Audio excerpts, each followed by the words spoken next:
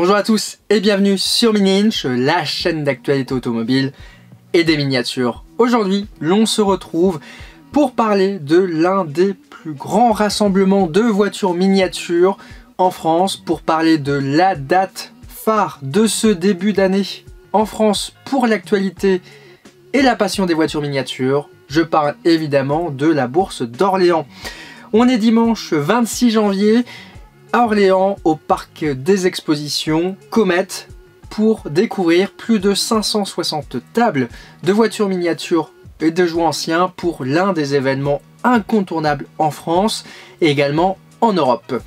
La bourse d'Orléans, c'est un tout petit peu le rendez-vous annuel de tous les plus grands collectionneurs de voitures miniatures et de jouets anciens en France.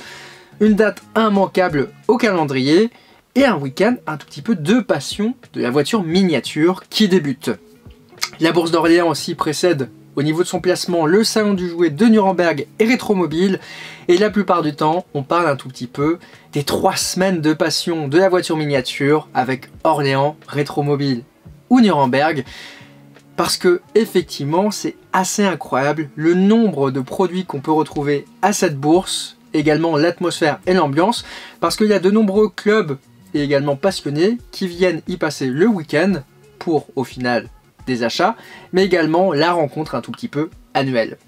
Pour cette édition 2025, alors vous avez forcément apprécié d'ailleurs la vidéo sur l'édition 2024, petit changement de format, une vidéo un tout petit peu plus longue, de quasiment 1 heure, et je vais essayer de me balader dans toutes les allées de la bourse.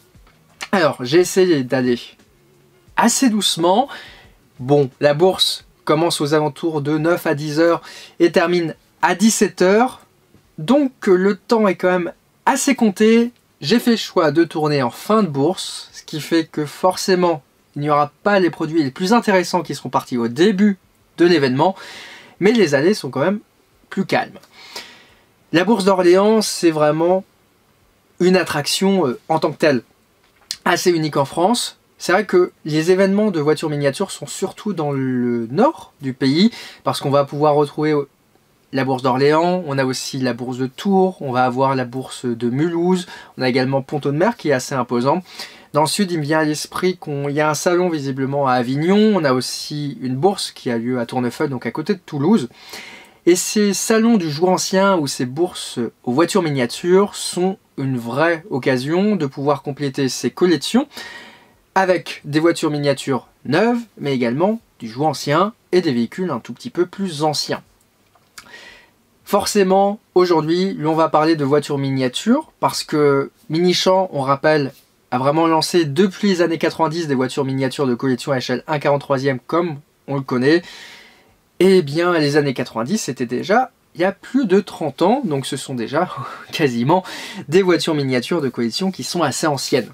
Néanmoins, sur les étagères et les étals, on va pouvoir retrouver du Dinky Toys, du Corgi, et aussi certaines pièces rares, comme par exemple ici du Norève 1/43e avec un coffret Peugeot qui est plutôt recherché, avec la 205 et la 208 coupe franche, 208 coupe franche d'ailleurs qui est ressortie chez Norève à l'unité dernièrement, ou encore cette Peugeot 206 RC, moule aussi, qui est ressortie dernièrement chez Norève.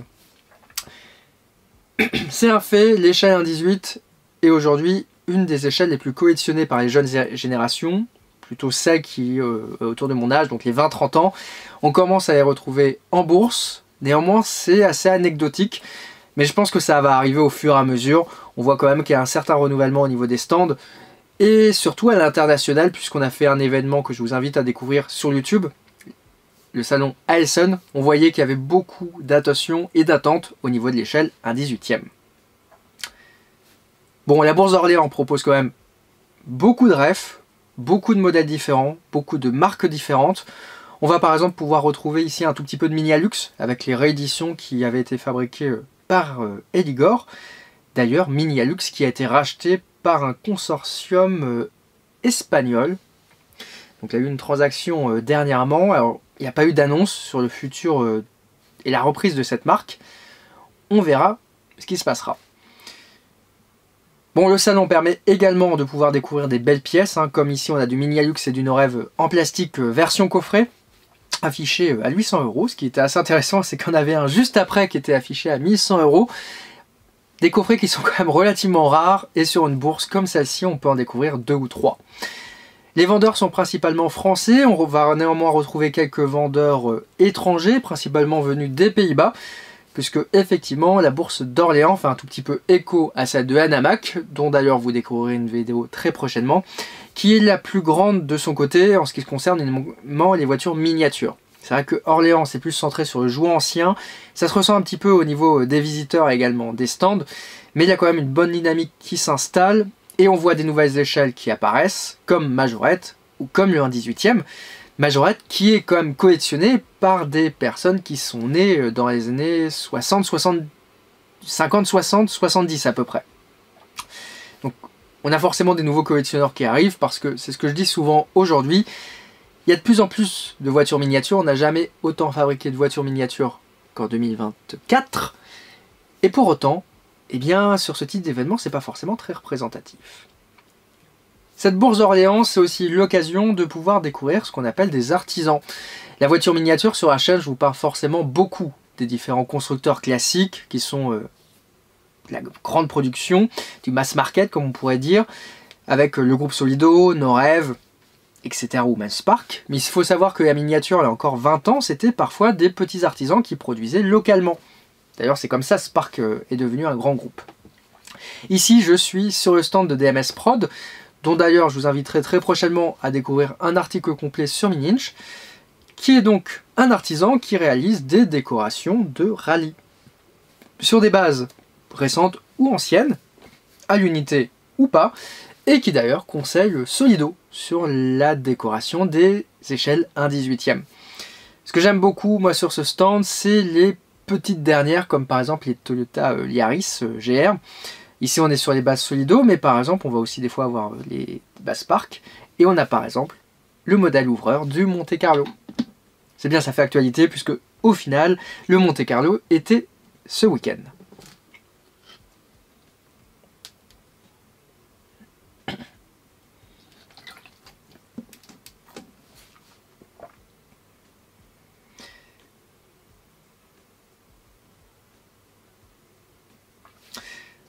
Donc des belles productions qui sont réalisées à la main, et surtout, eh bien, un DMS Prod, c'est également la possibilité de pouvoir avoir des réalisations qui sont exclusives, il suffit juste de pouvoir le contacter.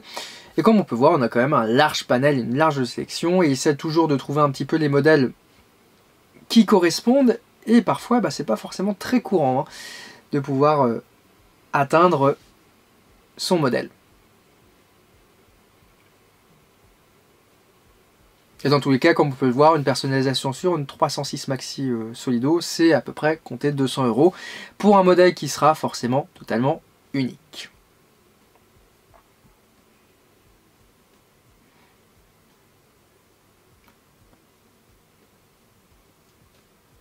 Le jouet ancien, ça englobe beaucoup de choses. Ça va englober forcément les voitures miniatures, qui est l'un des principaux marchés aujourd'hui. On va aussi pouvoir retrouver le train miniature, le train en métal, certains véhicules de type les jouets Citroën, on en avait quelques-uns sur la bourse, ou tout ce qui est poupon, poupée, ainsi que ses environnements. C'est vrai que le train ancien de type jouef était forcément très présent à une époque en France, est tombé un tout petit peu dans l'oubli parce qu'avec l'arrivée du numérique dans le monde ferroviaire, déjà de 1, le matériel a énormément progressé, et de 2, les qualités d'époque n'étaient pas forcément au rendez-vous. Donc ce qui fait que des anciens trains valent pas forcément extrêmement cher, où il n'y a pas forcément beaucoup de monde à rechercher. On a aussi tout ce qui est TP et également camion, avec forcément beaucoup d'Eligor parce qu'on est en France. Mais on va avoir tout à l'heure qu'on a aussi un tout petit peu un 50e avec du WSI/Techno, avec des vendeurs qui sont spécialisés.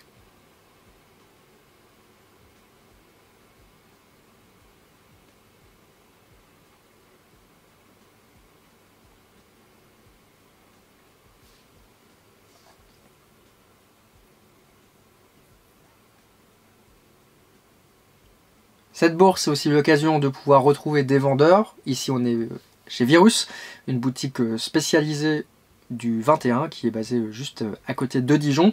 Et donc on va forcément retrouver les dernières nouveautés, nos rêves. On avait aussi un tout petit peu de BBR slash Looksmart. Donc c'est également la possibilité de pouvoir compléter sa collection avec les dernières nouveautés qui viennent de sortir en fin d'année ou même les nouveautés de janvier.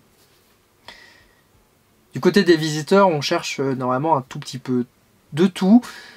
C'est vrai que moi par exemple j'ai plus recherché du 3 inch de chez Nos Rêves ou parfois quelques références de chez CQ, ce qui n'est pas forcément le plus courant ni le plus commun. En plus ce 3 inch il y a quand même beaucoup de monde qui cherche aussi, donc les références elles partent très vite le matin. Et il n'y a pas forcément de kangou publicitaire, etc. Puisque la plupart du temps, les vendeurs achètent des grands lots qui vont essayer de revendre par la suite. Et bien le 3 inch, la plupart du temps, c'est des échecs qui ne sont pas connus. Donc ça part un tout petit peu dans la caisse débarras. Et ce qui explique que c'est assez délicat de pouvoir compléter sa collection. Du côté de CQ, il n'y a pas grand chose actuellement sur les étals. La marque est assez peu présente maintenant dans le milieu de la collection, ce qui est assez dommage. C'était qu'à une époque, mais pas forcément aujourd'hui. Par contre, on a vraiment Majorette qui fait une vraie offensive en France, avec beaucoup de vendeurs de modèles assez anciens, qui d'ailleurs font ressortir des teintes assez rares. Et d'ailleurs, même, il y a quand même beaucoup d'amateurs de Majorette. C'est assez fou qu'en 4-5 ans, il y a eu un vrai changement sur le sujet. Avec les dernières ventes, on a aussi beaucoup de très belles pièces qui sont ressorties et qui sont en vente. Alors c'est pas le stand le plus abordable que je vous présente ici, néanmoins c'est quand même un stand qui a une très belle qualité, on va pouvoir le dire.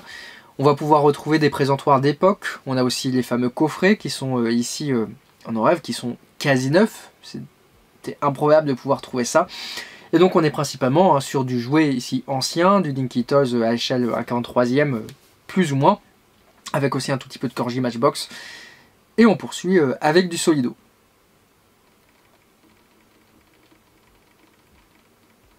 Et d'ailleurs, c'est quelque chose que je note aussi, il n'y a pas de vendeur qui s'est spécialisé dans le Solido 1/18e. Certes, il y a des vendeurs qui vendent du neuf, mais quand même depuis maintenant quasiment 5 ans, Solido est de retour principalement à l'échelle 1/18. Et du moins qu'on peut dire, c'est qu'avec quasiment 12 nouveautés par mois, il y a énormément de refs. Et il y a des refs qui sont devenus très rares. Et c'est assez difficile de pouvoir les retrouver sur les salons. La même chose sur le 43, on ne va pas par exemple retrouver les modèles assez spéciaux de type Nuremberg. Voilà, il y a toujours des tout petits manquements, on dira, sur ce type d'événement. Et ça, c'est le cas dans le monde entier.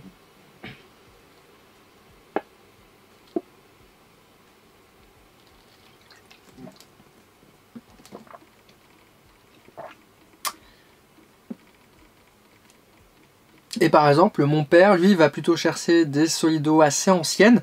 Et là, il est tombé sur une station service Solido qui était à monter en briques, une sorte de partenariat de type Lego qui avait été réalisé. Bon, c'est pas des références qu'on a l'habitude de voir, des fois un tout petit peu cher, mais là, c'est un tout petit peu le jeu de cette bourse. C'est une bourse de début d'année, c'est une bourse de rencontre, et la plupart du temps, c'est aussi une bourse où les acheteurs vont pouvoir, pas craquer un PEL, mais tout simplement se faire plaisir avec des modèles qui sont parfois recherchés. On a également un tout petit peu de presse, même si ça commence à devenir de moins en moins courant. Il faut se dire aussi qu'il y a quand même de moins en moins de collections presse, ou que les modèles deviennent de plus en plus intéressants, je ne sais pas dans quel sens le prendre. Et on voit aussi un tout petit peu d'automobile apparaître, néanmoins c'est principalement les dernières sorties et les modèles.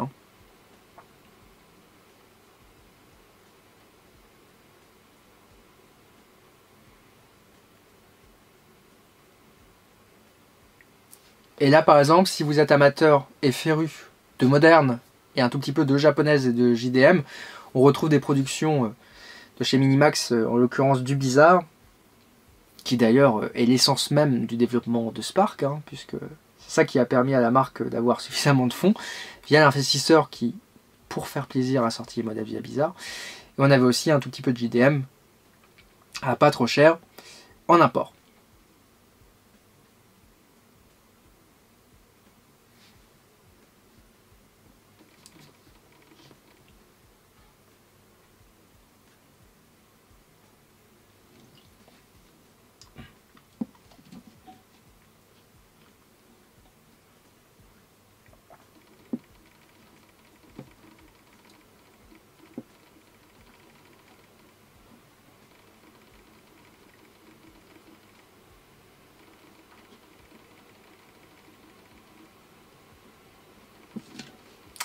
Et Orléans, c'est aussi un tout petit peu un spectacle. On a quand même plusieurs vendeurs qui proposent des garages anciens.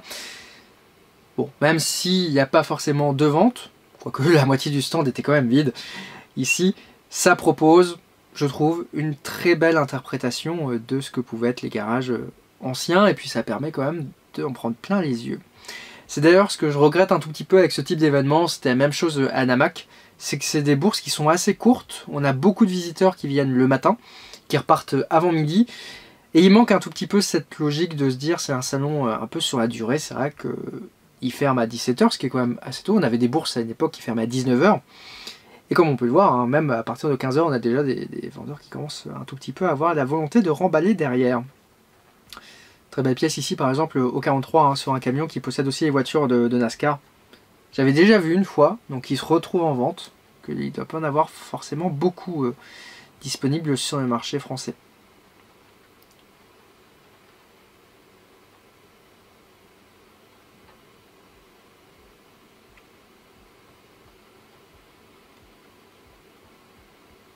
Ce type d'événement, c'est quand même un tout petit peu le reflet des dernières productions, certes avec les nouveautés qu'on va retrouver, et aussi des artisans, comme par exemple ici le club Tour de France qui va proposer ses productions, ses réinterprétations. Bon, on a parfois des modèles un petit peu rares, comme par exemple l'Atmosphère Majorette, 20 €, prix plutôt correct hein, pour un modèle qu'on voit pas forcément.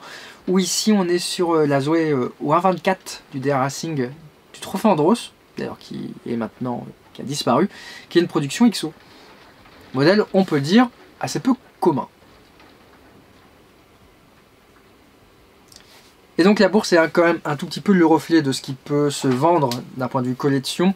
Il y a beaucoup de ventes aux enchères actuellement avec des collections qui sont, on va dire, revendues. Et on commence à voir un tout petit peu d'évolution parce que à une époque on avait des collections qui étaient uniquement de jouets anciens. On commence à avoir quelques collections maintenant qui ont des voitures de miniatures classiques. On avait souvent de la presse. Et on commence à avoir également quelques collections qui ont du 18e et du 3-inch Majorette. Et on va vraiment commencer, je pense, à avoir des collections qui sont de plus en plus disparates parce qu'aujourd'hui, hein, les jeunes collectionneurs collectionnent, mais collectionnent tous des choses assez différentes. Et on est sur un vendeur qu'on a déjà pu voir à Namac cette année. Très belle production ici au 1.64 Skoda d'un importateur de République tchèque, 60 €, ça fait 20 € la voiture, c'est plutôt commun, hein, c'est le prix d'une tarmac. Et on va retrouver des Skoda avec du Norev à 25 et puis également de la Brex. La Brex qui est une production locale, il me semble que c'est des moules XO. Hein. Pour Skoda. Bon, du moins de ce qu'on peut dire, c'est que ça c'est des modèles import d'Europe de l'Est, plutôt bien finis et plutôt bien placés d'un point de vue tarifaire.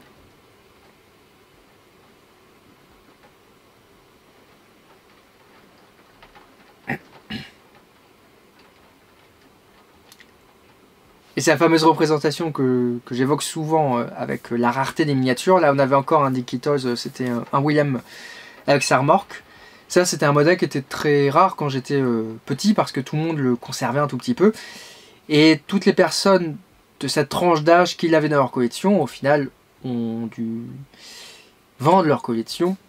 Et donc on retrouve fortement sur ce type d'événement. Beaucoup de références aussi solido, je pense par exemple... on a une Renault avec sa remorque un tout petit peu, je crois que c'est un bateau, il me semble que c'est une R17, on la voit aussi beaucoup sur le salon. Néanmoins par exemple, une référence Solido que je vois assez peu, c'est la version avec un plateau de cette époque et une R5 turbo. On a aussi pu voir par exemple les convois exceptionnels avec le Berlier, ça se voit aussi. Donc Majorette est forcément présent, on est aussi avec le stand Marc-Olivier, qui a d'ailleurs son livre qui est proposé ici à la vente. Bon, une belle sélection avec une vitrine et des modèles assez rares. Majorette, c'est une marque qui est collectionnée, mais c'est une marque qui est différente dans la collection. Si Dinkitos, on avait la plupart du temps des références qui étaient identiques, avec certains modèles qui étaient assez rares, et bien Majorette, c'est surtout des variantes, parce que c'est des variantes de teinte, des variantes de jantes, et en fait, vous avez une Majorette qui peut valoir très bien 4 € à une Majorette qui peut valoir 2000 € uniquement parce qu'elle va avoir une différence de teinte différente ou des accessoires différents. J'en parle de temps en temps sur la chaîne, mais les miniatures de collection, on commence à avoir quand même pas mal d'occasions. Là, on était sur du Vitesse.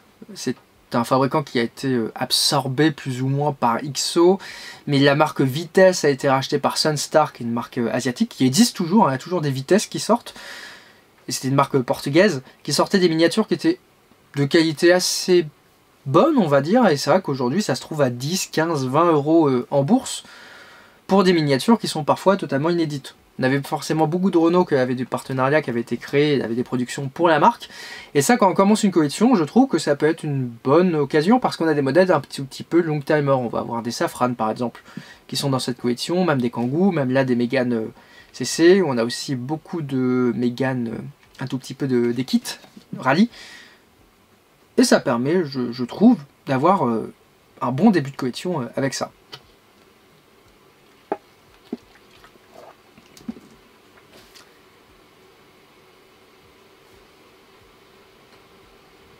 Bon, du moins de ce qu'on peut dire, c'est qu'il y a quand même beaucoup de voitures miniatures sur ce type d'événement. Et on ne voit pas tout, hein, faut un tout petit peu chercher. Et c'est parfois avec des bourses de cette envergure, un tout petit peu à la chance qu'on va réussir à trouver des voitures miniatures. Là, par exemple, une petite caisse avec des Darty 3 inch à pas trop cher. Et là, par exemple, on avait un modèle HY de la Poste à 10 euros, ce qui est le prix tout simplement qu'il est au musée. Donc si vous n'aviez pas l'occasion d'y aller, vous pouvez y avoir. Ici on est sur un club avec des mini-tubes.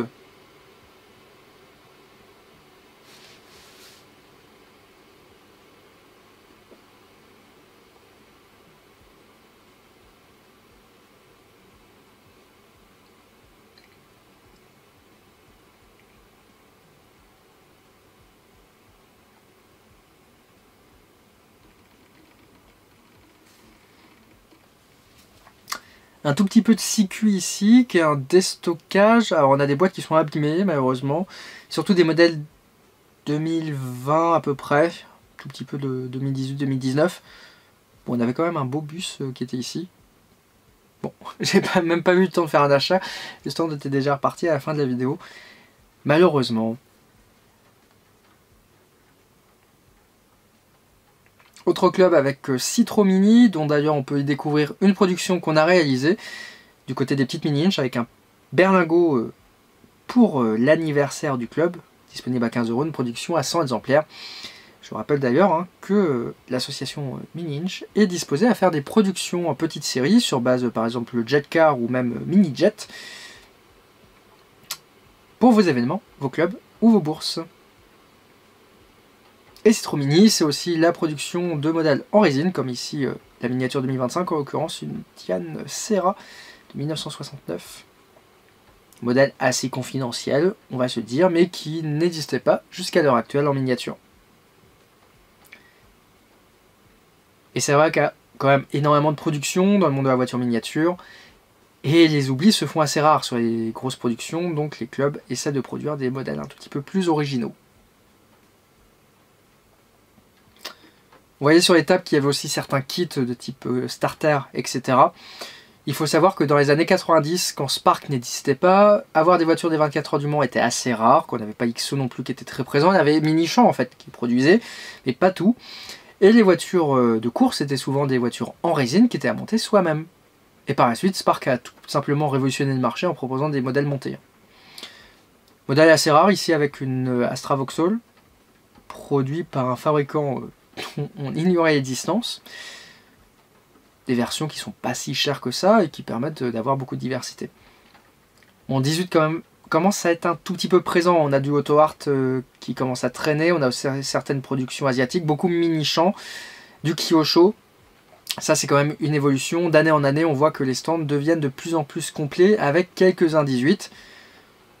Et je pense que dans quelques années, on aura vraiment des stands qui seront complets de 64 et 3 inch. Et de 18 parce que la demande commence à venir d'ici. Par exemple avec ce très beau modèle Kyosho / Hot Wheels Ferrari.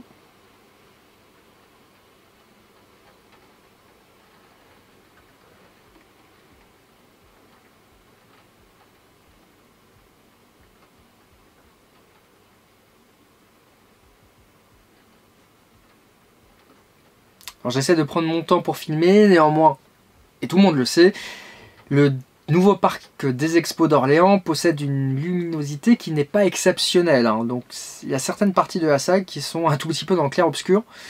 ce qui n'est pas forcément évident pour filmer.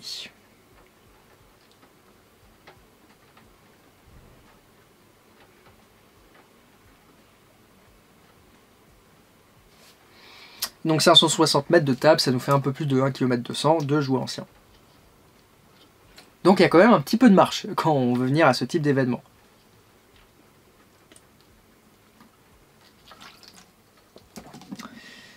Et c'est vrai qu'on est quand même principalement centré miniature parce que tout ce qui est thématique agricole, alors on avait une bourse historiquement qui était pas si loin d'Orléans, qui était organisée à la même époque, reste assez peu présent, hein, malgré que pourtant Universal Hobbies c'est une marque qui est française et qui est bien présente d'un point de vue miniature, mais pas du tout d'un point de vue TP agricole.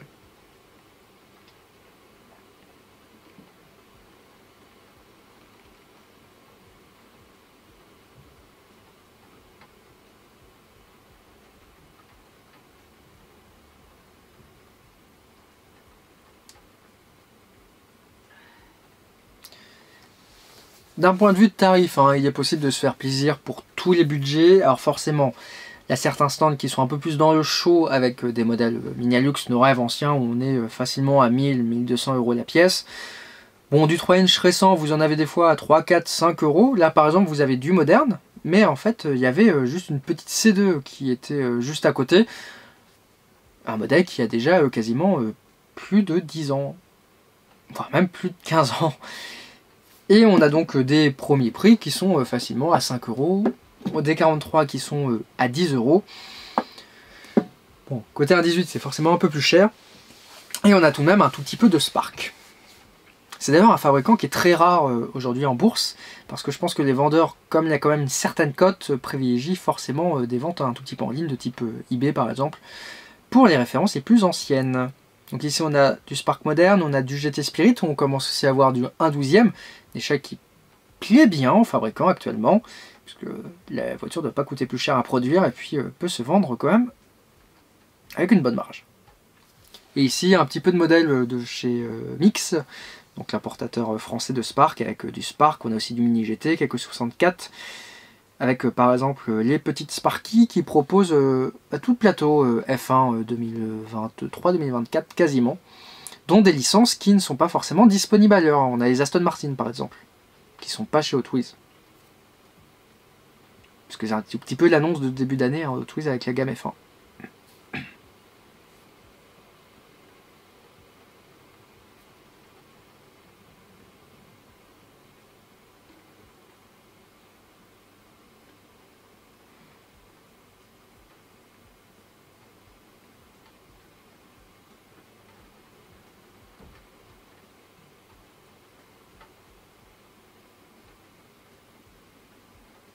Même du Caldo House, là on n'en voit pas beaucoup, 25 euros, plutôt bien placé sur le prix, même si c'était plus cher pour une Mini GT.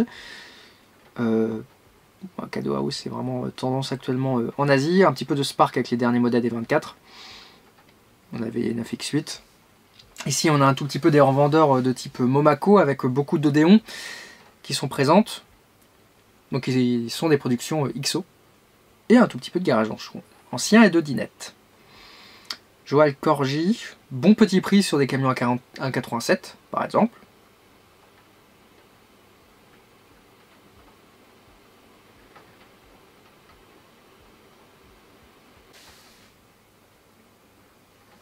Du 1,43, de la presse, du train ancien.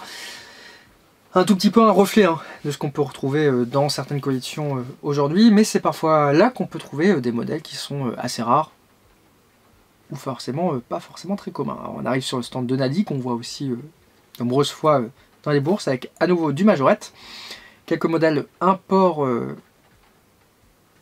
Canada-États-Unis, qui n'est pas forcément le plus courant. Donc ça c'est vraiment quand même l'offensive, on découvrira qu'il y a d'autres stands aussi de chez Majorette sur la bourse. Alors qu'aux Pays-Bas on a une offensive d'Hot Wheels moderne, en France on a une offensive de Majorette un tout petit peu moderne.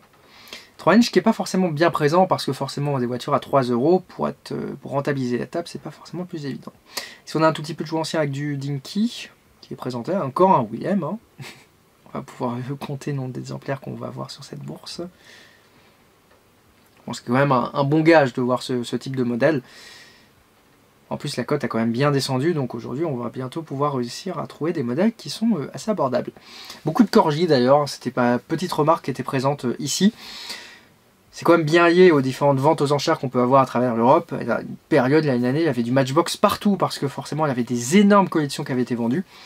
Corgi, ça revient un tout petit peu à la mode. En plus, avec Corgi, les rééditions qui apparaissent, rééditions d'ailleurs qui sont visiblement de production Norev. Hein. D'ailleurs, pour la raison pour laquelle Norev est devenu distributeur, on en voit quelques-unes juste ici. Elles sont vendues 25-30 à peu près. Là, on a du Tomica. Ça, c'est pas courant du tout. Un petit peu de Pop Race. Du Oxford, donc c'est du 1,76e. Et du Mini GT à nouveau. Et là, par exemple, on a la dernière nouveauté. J'avais jamais vu encore, nouveauté Mini GT. En l'occurrence, c'est le modèle de James Bond. Je sais même pas si en France ça a été livré, ça. Et juste à côté, on avait le modèle Salon Atmosphère de 2020. 35, un prix plutôt correct, hein, puisque en Asie, ça s'envole le Mini GT, c'est assez fou. Hein. Qui sont des marques, en fait, qui vont vraiment aller chercher les collectionneurs, par exemple, en Indonésie, en Malaisie, au Vietnam, en Thaïlande, parce que ce sont des pays qui sont un tout petit peu oubliés dans le monde de la voiture miniature. On est quand même en France, le pays de la voiture miniature, avec les fabricants de type Solido, on a Norev, XO c'est très francophone, avec toutes les productions presse. Minichamp c'était germanique, et en fait en Allemagne il n'y a plus rien, puisque Minichamp ne fabrique absolument plus rien du tout aujourd'hui. Et puis on a Majorette aussi pour l'aspect jouet. Et en fait c'est vraiment la France qui lead quasiment les productions aujourd'hui. Même si Majorette appartient à un groupe allemand Simbadiki, quasiment 3/4 des ventes sont toujours en France. Et le monde, c'est 200 pays, et chacun est fan de voitures. En Inde, quand on voit qu'il y a quasiment 200 000 automobiles qui sont vendues par an, pour le premier modèle, hein, c'est hallucinant la puissance du marché. Et donc forcément, les gens vont vouloir aussi avoir des voitures miniatures qui sont un tout petit peu le reflet de ce qu'on a eu en France. Et c'est vraiment au 64, les marques au 64 qui essaient d'aller chercher ce marché, parce que personne n'y va. Voilà. À part XO qui produit de manière mondiale. À nouveau du 3 inch, ici on avait également un bus Norev. Ça c'est peu commun, hein. On les voit assez peu en bourse. Un tout petit peu de Dinky avec des rééditions, qui étaient à nous également des productions Norev. Il y avait vraiment une période aussi où c'était très tendance, ce type de produit avec les coffrets qui s'envolaient en termes de prix. C'est bien descendu et ça commence à se stabiliser un tout petit peu puisque ça commence à disparaître du marché. Le monde du jouet ancien, hein, c'est souvent quand même des phases, on peut se le dire. Des phases avec des modèles qui ont une certaine cote, des modèles qui redescendent en termes de tarifs un tout petit peu. Et l'objectif de ce type de vente, c'est évidemment, des fois, pas d'arrondir son fin de mois, mais certains vendeurs sont par exemple des passionnés qui peuvent être retraités et font 3 ou 4 ventes par an pour par exemple arrondir un tout petit peu les fins de mois ou avoir un petit complément. Et donc ce sont des vendeurs qui vont proposer des produits aujourd'hui qui sont parfois recherchés. Donc c'est pour ça qu'on a une certaine évolution au niveau du marché. Et puis on a aussi classiquement les ventes. Et c'est vrai que les jeunes générations un tout petit peu comme moi, on pense forcément à aller sur Vinted ou Le Bon Coin ou même eBay pour vendre sa collection. Mais à une époque, on n'avait que la possibilité de faire des bourses aux voitures miniatures. Et c'est ce que je trouve un tout petit peu dommage, qu'on perde un tout petit peu cet aspect avec une table de 2 mètres pour une personne par exemple qui vend sa collection sur la bourse.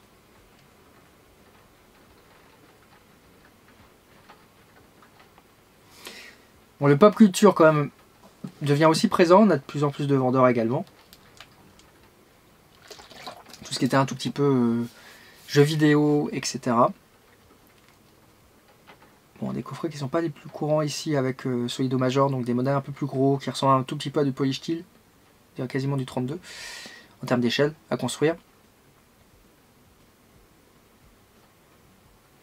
Ou des bossettes Corgi, comme par exemple celui-ci. Il y avait beaucoup d'accessoires en plus à l'époque chez Corgi, donc ça se perd quand même assez facilement.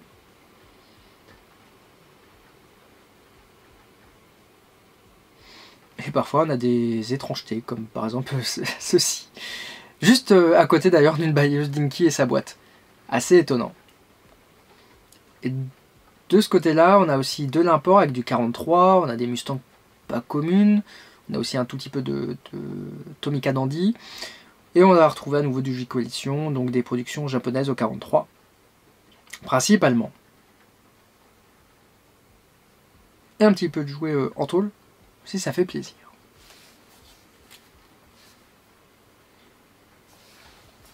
Bon, puis me voilà rassuré avec une 3 inch, avec cette jolie 307 de chez Michelin.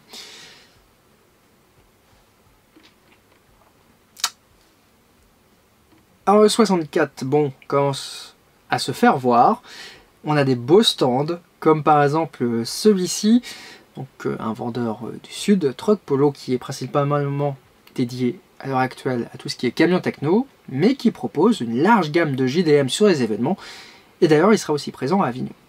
Donc on avait du Pop Race, on avait un tout petit peu de Mini GT, on avait aussi tout un réassort 2M2, on a du Para 64, du Nissan Model, du Hobbies Japan, prix plutôt bien placé, hein. C'est vraiment exceptionnel de pouvoir retrouver ce genre de choses. Et on a quand même une belle panoplie de camions, on peut se le dire, principalement du WSI, du Techno, donc c'est de l'échelle 1/50e, avec des beaux ensembles qui possèdent des beaux détails, qui sont à vendre à un beau prix. Et d'ailleurs, là, un nouveau fabricant aussi, visiblement, qui commence à arriver sur le marché, qui est donc été créé par les anciens de Techno et WSI, qui permet d'avoir un prix un tout petit peu moins cher. Marque qui a été rachetée visiblement par les Chinois, un tout petit peu comme Greenlight. C'est les dernières actualités, si vous ne saviez pas. Greenlight, qui est donc un fabricant américain qu'on commence à avoir pas mal en bourse, hein, principalement en 64, 43, 18, importé par Momaco en France.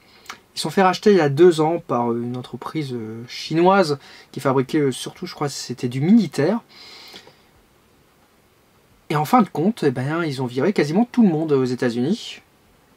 Et ils veulent se focus sur les productions asiatiques. Voilà. Et tous les moules qui étaient pas fabriqués par XO, eh bien, vont ressortir cette année avec une nouvelle entité qui s'appelle XO États-Unis. Et donc voilà, hein, voir des modèles Greenlight, ça va devenir un tout petit peu plus rare visiblement parce qu'ils commencent à perdre des licences. Dernièrement, ils ont perdu la licence IndyCar qui était pourtant une majeure.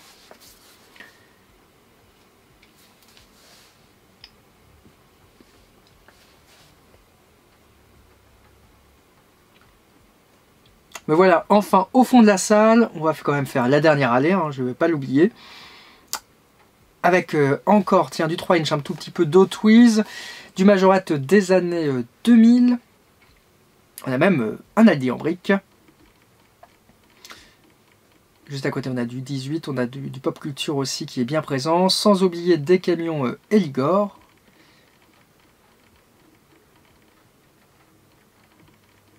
Et des dernières nouveautés de chez Hot Wheels. Là, je vois par exemple le Cool Combi 80 ans. Une belle section Eligor.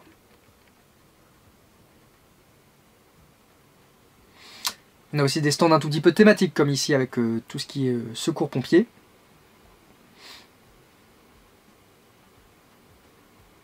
Et après des figurines par exemple.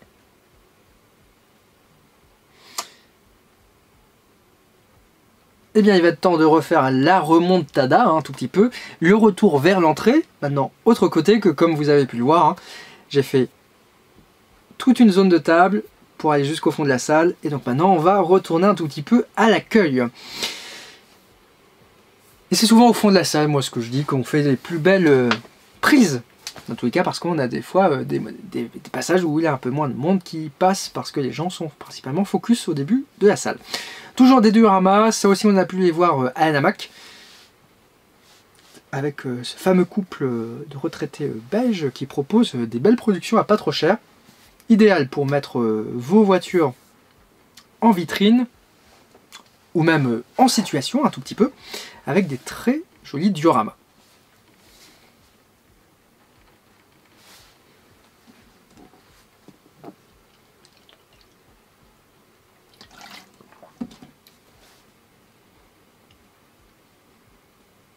Et puisqu'on parle TP aussi, là je vois beaucoup de productions un tout petit peu NZG, etc. Il faut savoir que ce sont des marques chinoises de type Kang Fighters par exemple qui sont derrière.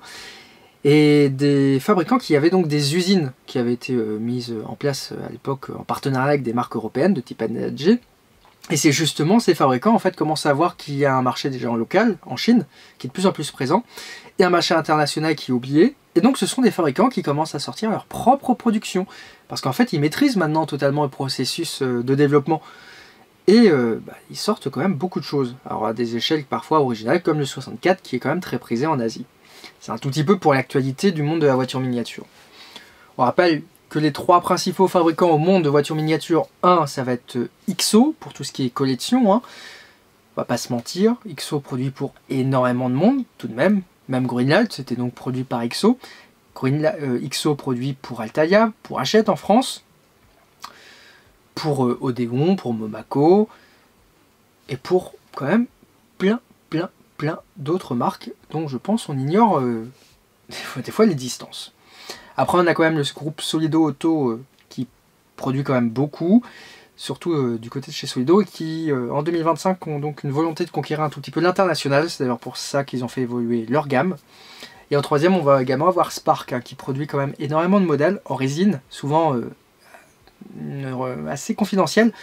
Et c'est d'ailleurs assez marrant de voir que c'est XO qu'on voit très peu en bourse. Par exemple, on pourrait avoir des F1 Ligier des années 80-90, qui sont des modèles en toute petite série qui sont sortis il n'y a pas longtemps, et ça on ne les voit pas, par exemple.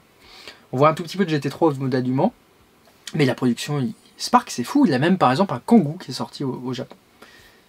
D'ailleurs ici on avait des productions de Poquelin qui étaient artisanales. On a un stand de combi, également. Donc voilà pour tout ce qui était fabricant un tout petit peu. Et donc forcément dans cette part de marché, il y a des marchés comme ce que je disais qui sont un tout petit peu oubliés, des marchés qui ont disparu et qui sont plus forcément très importants, comme par exemple le Japon, il n'y a vraiment plus rien qui sort là-bas en collection. À une époque on avait Ebro par exemple qui était spécialisé là-bas, et bien Ebro vient de se faire acheter par Spark. Donc tout le monde est en train d'absorber tout le monde et on a vraiment des gros groupes qui sont en train de se créer. Et c'est à l'image un tout petit peu du monde du jouet. Parce que si à une époque on avait Dinky Toys, qui d'ailleurs appartient à Mattel, en termes de licence, et bien aujourd'hui on a le groupe Mattel, on a le groupe Simbadiki qui possède Majorette. En 3e place on a CQ et après on a peut-être Burago aussi qui est visiblement je crois sur podium de certains marchés. Et derrière on va avoir Welly. Donc c'est assez restreint, ce sont des gros groupes, parce que Mattel va donc posséder tout ce qui est Barbie par exemple, tous les jeux de société également, sans oublier Hot Wheels et Matchbox, qui existent toujours et qui produit quand même énormément. Du côté du groupe Simbadiki, c'est donc Majorette qui est la marque un tout petit peu phare. Du côté du groupe Melchong Dicast, on va retrouver Maisto et Burago. Aussi ça appartient à un groupe cette fois asiatique. Et du côté de Wally, qui est une marque de tout bonnement asiatique également. Et bien ça tombe bien, on va parler de Majorette, puisque là on a aussi du Matchbox et du Corgi, avec un stand tout droit venu de Belgique. Un tout petit peu le club Majorette de Belgique qui fait à chaque fois évidemment le déplacement avec des produits anciens. On a aussi du moderne comme on peut le voir, avec certaines productions réservé au marché asiatique. Parce que je pense que c'est aussi ça qui va faire un tout petit peu le changement principal des prochaines éditions des bourses, c'est que le marché local en Asie, que ce soit en Chine ou en Thaïlande par exemple ou en Malaisie, devient de plus en plus important et il y a de plus en plus d'éditions limitées qui sont réalisées là-bas. Majorette, par exemple, c'est aujourd'hui plus d'une vingtaine de références spécifiques pour la Thaïlande, avec des nouveaux moules qui sont spécifiques pour la Thaïlande, avec principalement des modèles, par exemple, de chez... ça va être des Isuzu, des Suzuki, des Toyota, ce genre de choses. Ici, de Hot Wheels, avec une belle sélection à nouveau ancien, moderne, quelques majorettes, avec par exemple toute une panoplie de Chess Gold, de Rainbow Edition, donc les modèles un tout petit peu rares qui sont présents dans les assortiments. Et le principal changement en fait qu'il va avoir, c'est que Dinky Toys a un paradigme assez original. C'est qu'en France, c'était une marque qui était collectionnée, on va dire, avant même sa fermeture. Bon, c'est une marque à couler, donc il y a quand même des raisons à ça. Hein. C'est que les ventes n'étaient pas forcément au beau fixe, mais c'est une marque qui a disparu du marché. Aujourd'hui, Majorette est une marque qui est quand même bien présente sur le marché français, et même mondial. Et surtout, Majorette, c'est une marque qui, en 2024, a produit son maximum de voitures miniatures. Il y a plus de petites voitures Majorette produites en 2024 que ce qu'il y avait de petites voitures Majorette dans les années 70, dans les années 90. On parle maintenant en millions de pièces par an, voire même plus. Hein. Hot Wheels, c'est aussi hallucinant le nombre de productions. Et donc forcément, ça va se refléter au bout d'un moment parce que c'est ce qu'on trouve actuellement en magasin. Et la voiture miniature et le monde de la collection, c'est quand même très lié à la nostalgie. Moi-même, je suis né à la fin des années 90, je suis donc assez nostalgique des Majorettes avec lesquelles j'ai joué étant petit, ou encore des No Rev 3 Inch, qui est une gamme qui est née en 2000, qui est quand même relativement récente.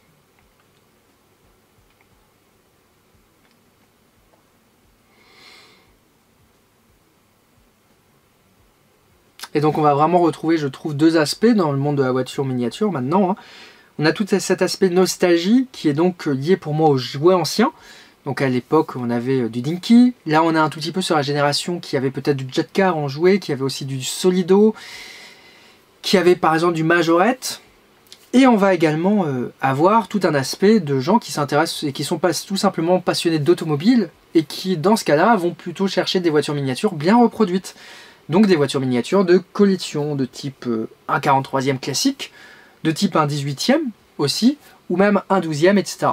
On va vraiment avoir les deux visions qui vont se confronter, avec un marché qui va quand même beaucoup plus évoluer, parce qu'on commence à avoir des personnes qui sont nées dans les années 60-70 et qui donc ont connu du 64, du 3 inch et du 43 quand ils étaient jeunes, et surtout des productions qui étaient de plus en plus importantes parce que c'est l'époque où tout simplement on avait des voitures miniatures qui étaient distribuées en grande surface.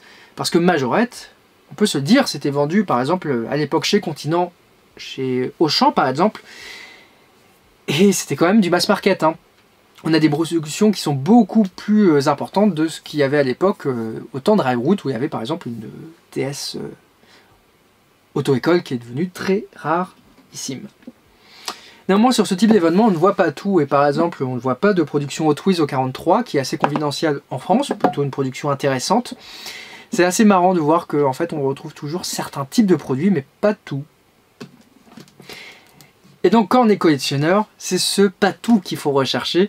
Et c'est ça qui est assez marrant à ce type d'événement, c'est qu'on pose souvent la question, est-ce que va y avoir ça? Est-ce que va y avoir un 18e? Parce que les jeunes générations ne connaissent pas forcément en fait les bourses. Hein. C'est un concept qui est original. C'est pas une brocante, c'est pas un vide-grenier, c'est pas un rassemblement non plus. C'est donc plein de tables qui vendent uniquement des voitures miniatures. Et c'est varié et on ne retrouve jamais la même chose. Donc il faut toujours y aller en se disant on va peut-être trouver ça ou ça. Moi je vais à Orléans depuis que j'ai à peu près 10 ans. Je pense que c'est la première édition. Et c'est vrai qu'à chaque fois on a toujours trouvé des choses un tout petit peu différentes. Là par exemple on a une production Eligor en résine pour ALD Automotive. Alors ça je l'ai, mais c'était pour Steph TEF, qui était donc à l'époque où il avait trop fait en Rodro, ça c'était les modèles invités. Et donc là Igor qui avait fait un modèle résine. Ça c'est pas commun par exemple. Mais qui collectionne un tout petit peu ça? C'est une grande question. Une balle publicitaire, peu commune, édition limitée, doit même pas en avoir 300 ça se trouve. Voilà, c'est unique.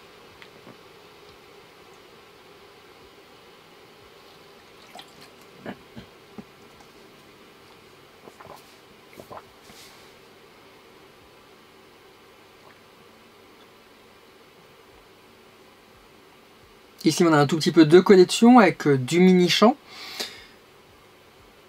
Et puis il y a quand même des productions qui sont assez variées. Hein. On a aussi un tout petit peu de presse, on voyait les tracteurs, qui était une collection qui avait été produite par Universal Hobby, si je dis pas de bêtises, au 43.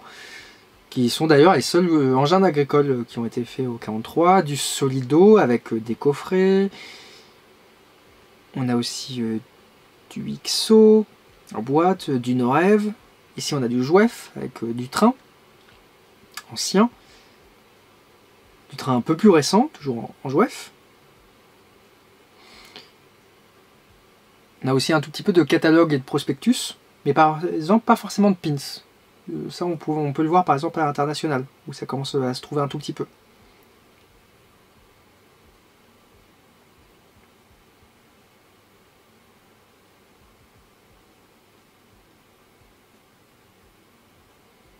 Il y a encore un tout petit peu de 18 avec des modèles des 24 heures du Mans. Puis on a aussi du GT3. Hein.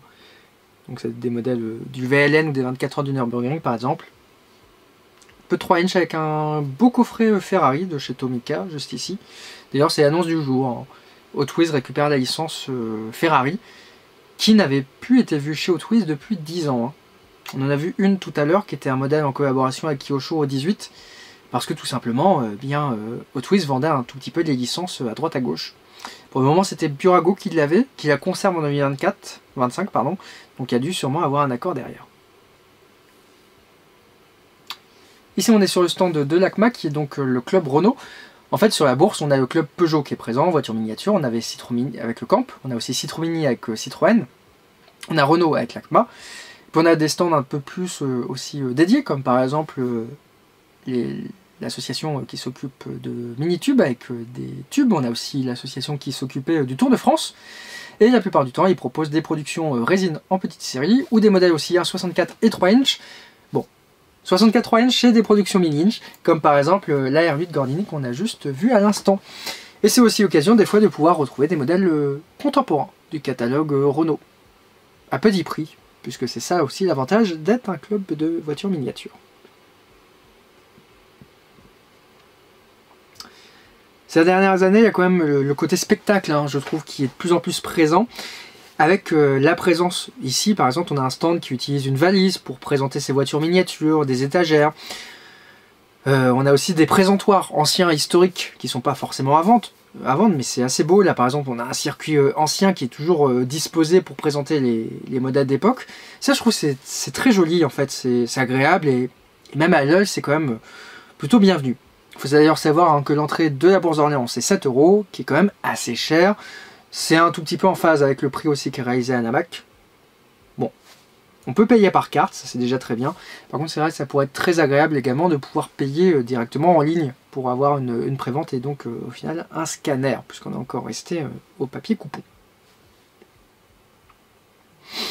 Mais il y a une grande évolution, et d'ailleurs, je peux le souligner, cette année, la bourse a bien communiqué en toute transparence sur le nombre de tables disposées avec le plan qui était disponible très tôt sur le site internet. Et ça, je trouve que si toutes les bourses pouvaient le faire, ça serait relativement bien. Encore du Corgi hein, qui est présent juste ici. D'ailleurs, qui sont tous les modèles qui sont en train de ressortir actuellement en réédition. C'est assez fou. À croire qu'il y a peut-être des ventes en Angleterre de gens qui prennent peur et qui se disent que ça va baisser comme le Dinky Toys. Il avait fait.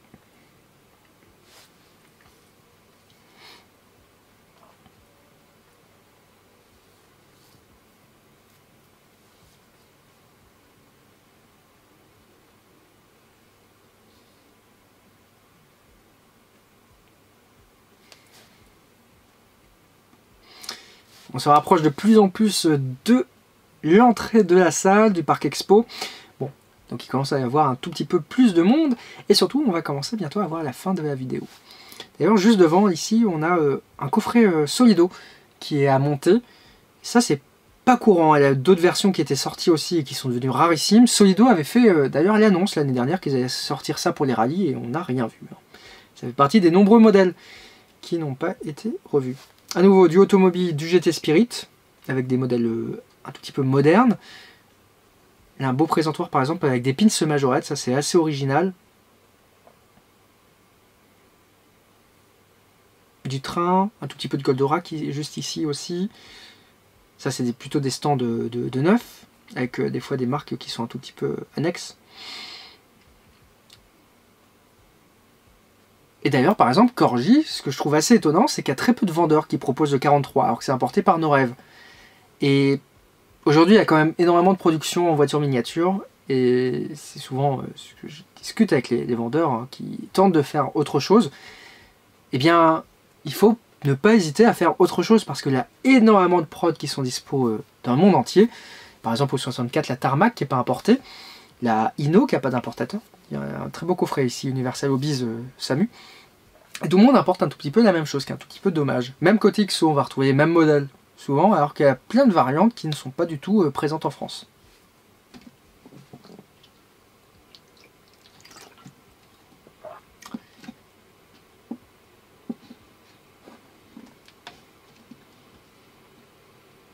Un petit peu 3 inch bien exposé, c'est ce que j'étais en train de me dire quand j'ai vu ça. C'est beau hein, quand même le Noah 3 inch en dehors des boîtes. Cette raison que je collectionne ceci. Mais bon, un jour vous découvrirez sur la chaîne peut-être la collection Dinkitos familiale, parce qu'on en a quelques-unes, ainsi que quelques CQ assez anciennes que j'ai jamais montrées encore. Il y a pas mal de choses hein, que vous découvrirez au fur et à mesure de l'évolution de la chaîne. Dans tous les cas, hein, vous pouvez retrouver les différentes dates de bourse aux voitures miniatures sur Mini Inch. Si vous êtes vous-même organisateur, n'hésitez pas à nous contacter vis-à-vis avec nos formulaires, parce que c'est assez difficile d'avoir un agenda clair aujourd'hui pour les jeunes générations qui nous lisent, donc principalement 20-30 ans, qui cherchent du 18, etc.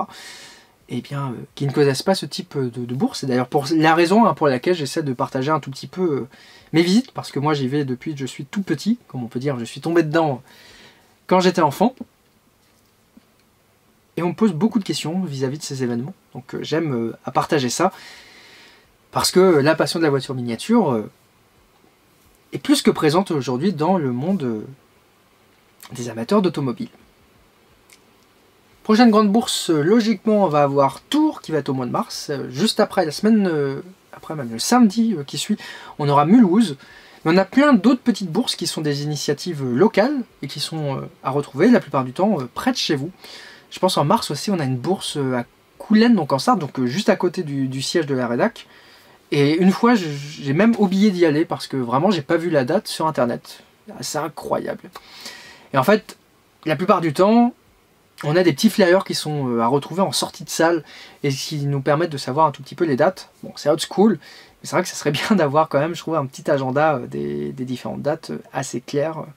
Donc voilà, donc si vous êtes organisateur, n'hésitez pas à nous contacter, on a un petit formulaire qui est disponible sur le site.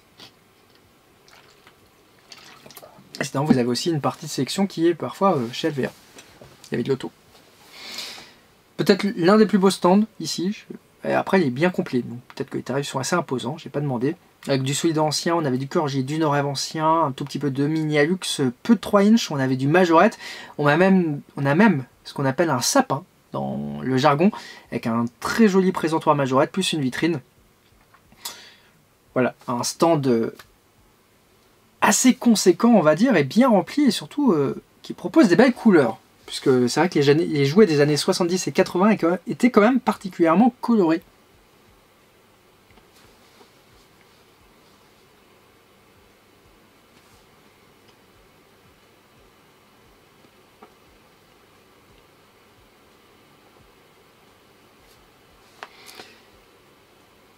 Bon, il est quasiment 17 h.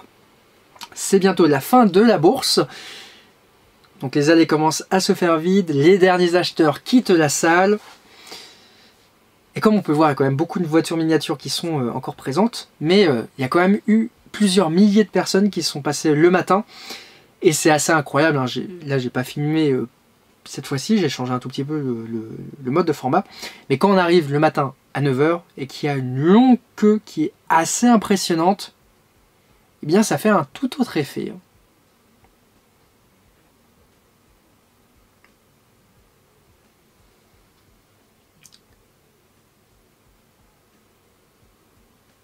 Dans tous les cas, la bourse d'Orléans reste une date phare en France, avec cet événement qui est un tout petit peu hors sol, on dira, quasiment on est quasiment à 600 tables, hein, et des milliers de visiteurs à chaque fois, des gens qui se pressent de toute la France, une véritable envie de rencontre.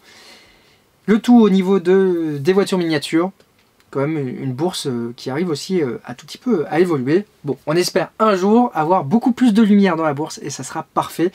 Néanmoins, comme vous avez vu, c'est une date à cocher déjà en 2026, début janvier. Et d'ici là, on se retrouve sur les prochains événements qui auront lieu en France sur la voiture miniature.